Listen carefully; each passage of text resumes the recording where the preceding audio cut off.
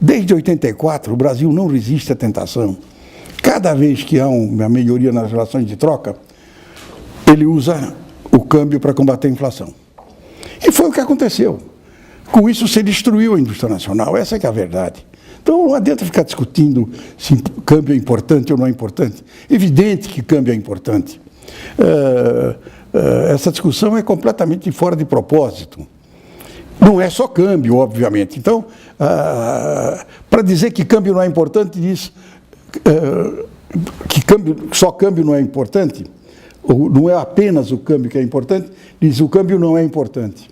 Não, o câmbio é importante, mas não é a única coisa. É o que eu digo, então você combateu a inflação de maneira equivocada. Também, quando você faz isenções para combater a inflação, você não combate a inflação, você está simplesmente transferindo a inflação, você está empurrando a inflação para a barriga. O que tem de inflação reprimida?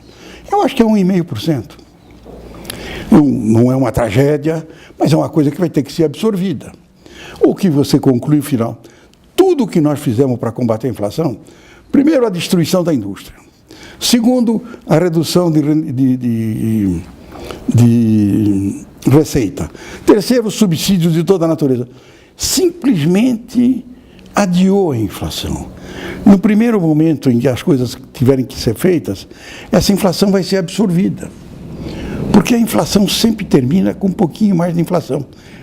Mas ela tem que aparecer. Por quê? Porque a inflação é crescimento. Então, você cresceu e você tem que depois tomar as medidas monetárias e fiscais para impedir que continue o crescimento. Mas você tem que absorver isso. Não adianta estar com ilusão de que essa inflação um dia vai ser escondida. Não, um dia vai cair do céu um aumento de produtividade de tal ordem que absorve isso aí. Quer dizer, não, São Pedro já mostrou que não está conosco.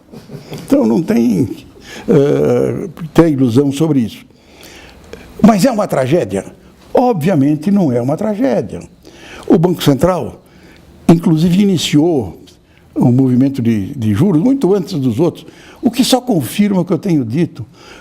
Seguramente o Banco Central do Brasil sabe muito mais sobre a economia brasileira do que a maioria dos analistas econômicos do Brasil e dos economistas acadêmicos. Então, na verdade, o Banco Central tem um departamento econômico de altíssima qualidade. Está no estado da arte. Basta ver o seguinte, que a maioria das pessoas não consegue nem ler os documentos do Banco Central, de tão profundos que eles são. Então, com aquela matematiqueira, tá certo? Mas o que é inegável é que o Tombini tem dado demonstrações claras de que está sempre na frente do mercado.